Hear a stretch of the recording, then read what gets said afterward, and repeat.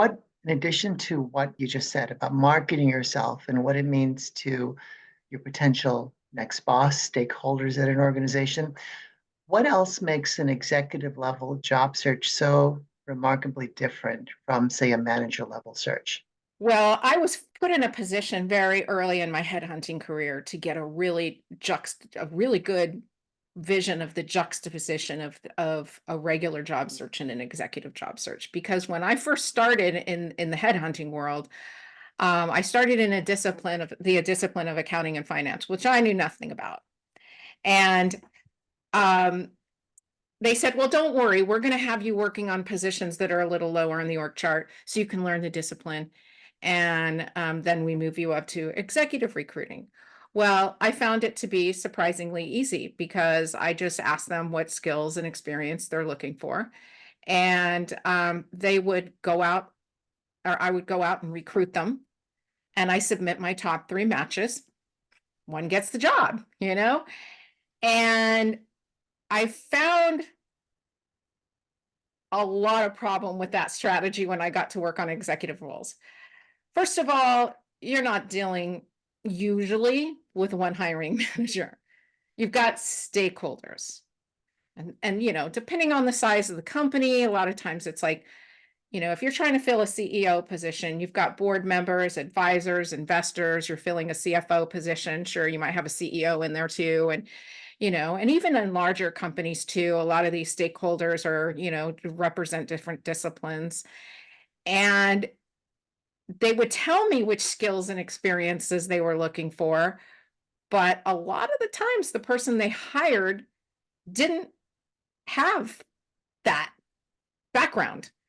And during debrief, when I'd ask my client, what gives, because I was in contingency at the time. So that was like, a lot of times that person was not through me. And I'd say, well, why did you hire that? Why that background when you said you didn't want somebody out of a different industry or coming from consulting or, a myriad of things, or somebody that's been in that role for 5 years and now you're hiring somebody that this is their first C-level position. And always I get the same feedback in so many words.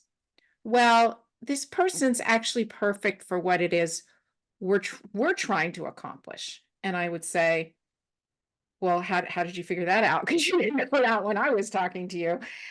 And oh, he explained it to me.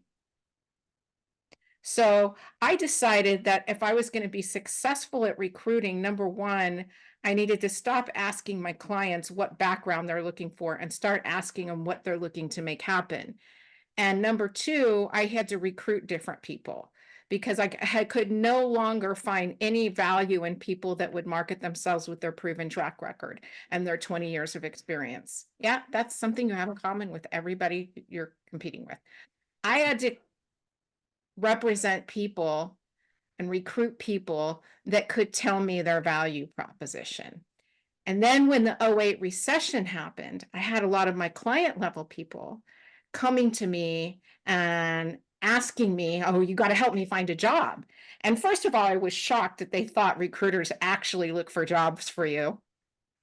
But largely it's because the recruiters are trained to say, "I'll keep an eye out for you." But I was honest with them and I would tell them, look, this is how you have to market yourself at this level. At this level, you no longer can market yourself like with your product description. At this level, you have to market yourself with your value proposition.